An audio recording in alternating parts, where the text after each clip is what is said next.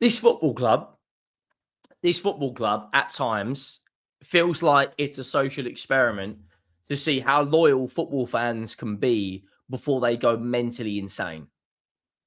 That performance for the opening 70 minutes was diabolical. 0 shots in the first half. Again. 0 shots. Xavi Simons not brought on until the 75th minute. No substitutions in the opening 70 minutes. Newcastle United are making changes before us. And Newcastle United, don't get me wrong, they threw that game away. One, that was never a penalty on Bentancur. Dan Burn just literally outmuscled him. What is Bentancur supposed to do? Yes, he doesn't have his eyes on the ball. Jamie Carragher said that, but that's not an excuse for us conceding a goal. It's a good penalty from Gordon. But once again, another poor performance in the opening 70 minutes. And Cristian Romero has genuinely just saved Thomas Frank's job. Because I believe if we would have lost that game 2-1 today, I don't think we then, off of the back of that 2-1 hypothetical defeat, I don't think we go and beat Brentford. And then it would be something like 2 wins in 12. I'm happy with the draw overall, but the performance was absolutely diabolical, again, for the opening 70 minutes. And I feel there's a tide turning within the fan base. I'm on the fence right now. Do you sack Thomas Frank? If you sack him, who do you bring in? Is Glasner going to leave Crystal Palace for us? Probably not. The manager that everyone keeps talking about is Iriola.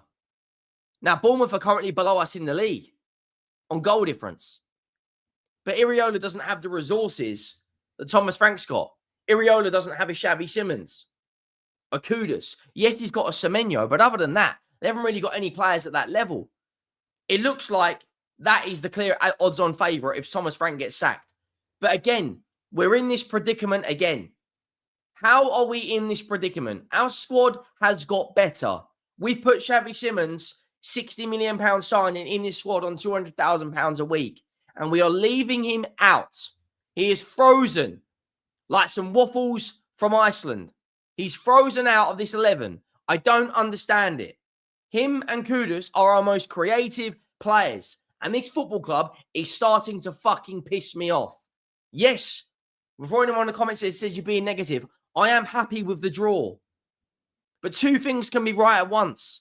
You can be happy with a draw, but you should also be pissed off again with another diabolical performance. 0 wins in our last 5 Premier League games. 1 win at home all season in the Premier League.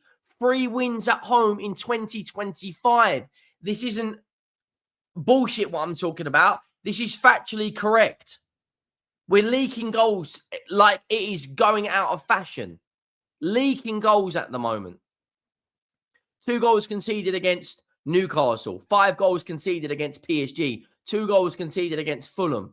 4 goals conceded against Arsenal. 2 goals conceded against Man United. 1 goal conceded against Chelsea. 2 goals conceded against Newcastle. 2 goals conceded against Aston Villa. I'm not going to lie. If we lose the Brentford game, for me, that is the turning point. If he goes on to win that game, right, that can be a springboard for us going forward. Because if we beat Brentford, the likelihood is we'll go on and beat Slavia Prague and somehow potentially stay within this Champions League. Because right now, we don't deserve to be in there. We categorically don't deserve to be anywhere near that Champions League looking at the way we're playing. And let's be honest, the Europa League was absolutely fantastic, but we got in through the back door. We got in for a Europa League win. This 11 right now, it stinks. It absolutely stinks going forward. We don't set up to go and win football matches. We set up not to lose. And that comes down to Thomas Frank. For anyone saying Levy out, ENIC out, etc., it's not Levy's fault you lose at home to Aston Villa. It's not Levy's fault you can't beat Fulham at home. It's not Levy's fault you can't beat Bodo Glimt away. Yes, the ownership and the hierarchy need to do more, and a lot of us want them gone. But at the same time, Thomas Frank right now has got this top Tottenham team struggling. 2 shots on target in 90 minutes. We're actually statistically the most clinical football team in the Premier League. Our conversion rate is unbelievably high. And yes, it may be insane drawing games 1-1 and only having 1 shot on target, but eventually that's going to run out. Today, 2 shots on target against Newcastle, against Fulham, in which was another poor display. 2 shots on target. We haven't registered over 1 XG in 8 games. That is just unbelievably poor. It really, really is. In the XG table, we're 14th in the Premier League. In the last 5 matches in the Premier League form table, we're 18th. Our away form is dropping. And believe it or not, our away form is actually the best in the league, which I find that absolutely insane. Our home form is 19th. We are the 2nd worst team in the league at home. I've not even got onto the game yet. I've not even discussed Romero's over a kick, Romero's diving header. This absolutely diabolical penalty decision, right? Which is infuriating me, but it's not the reason we lost that game. I'm just looking at the table right now. We're 11th. We are 11th. The football we're watching right now is equally as bad as it was under Ange Postecoglou. And there, it doesn't matter how you want to dress that up. For me, that's just how I feel at this football club right now. We are 11th. We are goal difference off of 14th. Brentford won't win tomorrow because they're playing Arsenal. Forest could go within 4 points of us. And then Brentford play us. Right now, we are literally a mid-table football club. We finished 17th last season, but right now, like, Vicario, how many times does he save us in matches? Don't get me wrong, he was poor. Very, very poor against Bournemouth. Not against Bournemouth. He was poor against Bournemouth. But very poor against Fulham. But today, Fulham had 7 shots on target.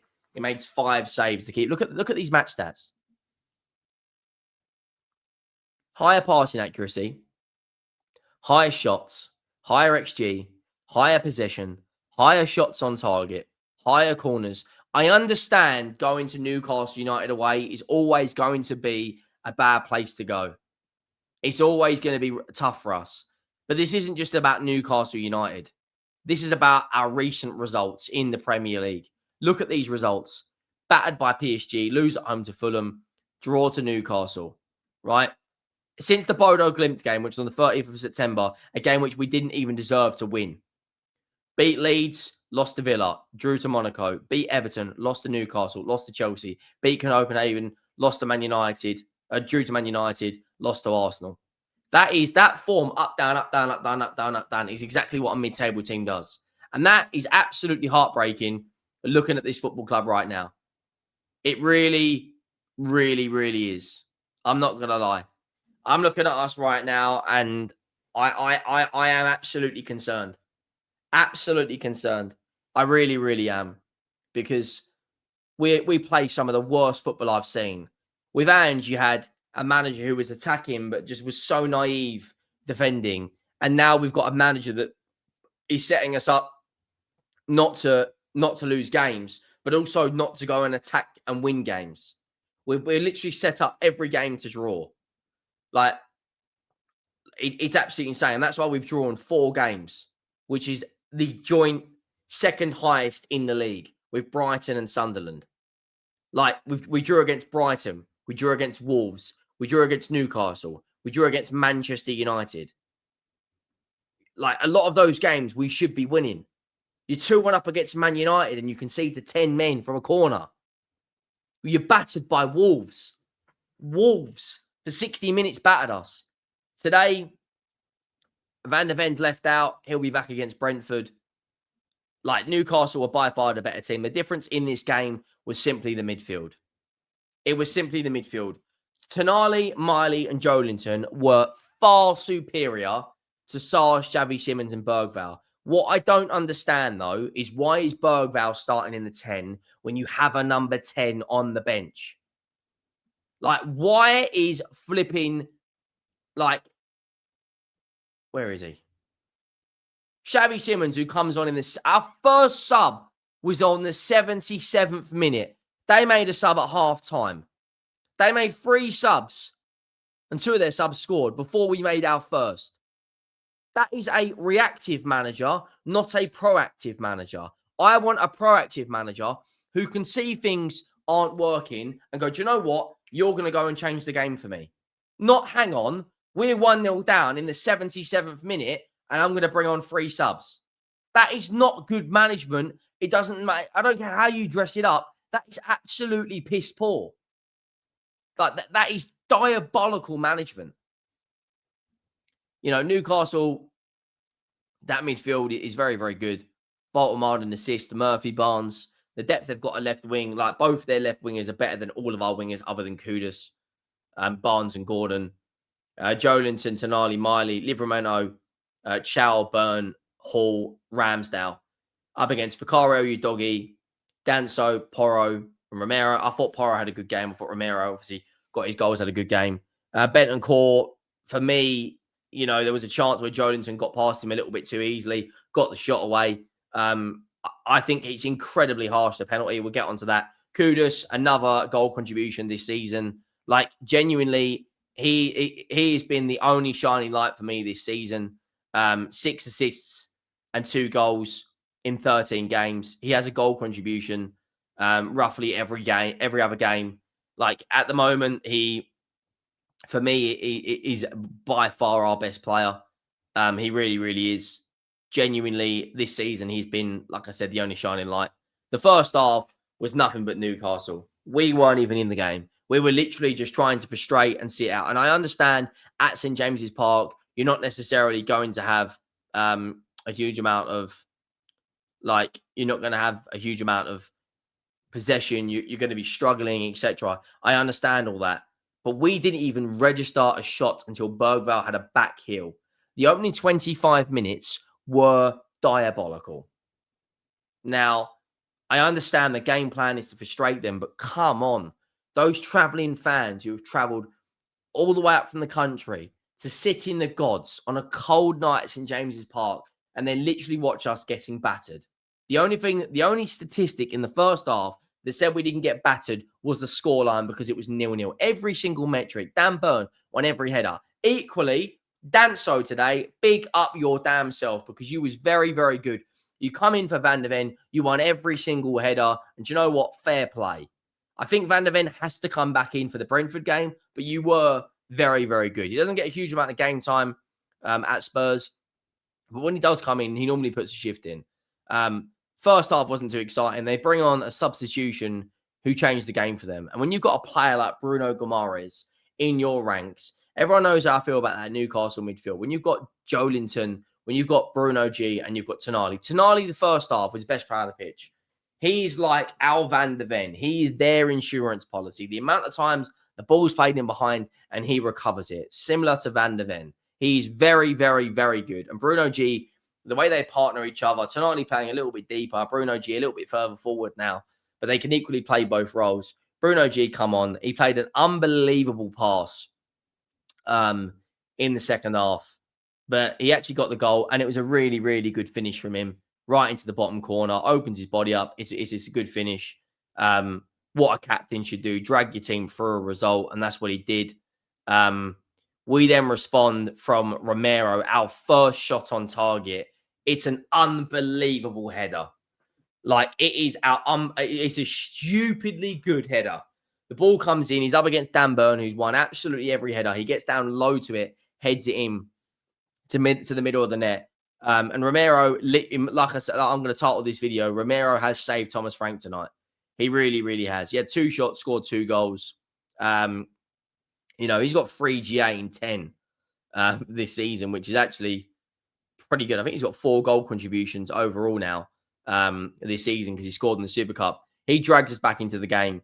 Then they get a penalty on the 86th minute, which is absolutely, for me, it's not a penalty. You see players resting all the time. Dan Burn's too physically strong for him.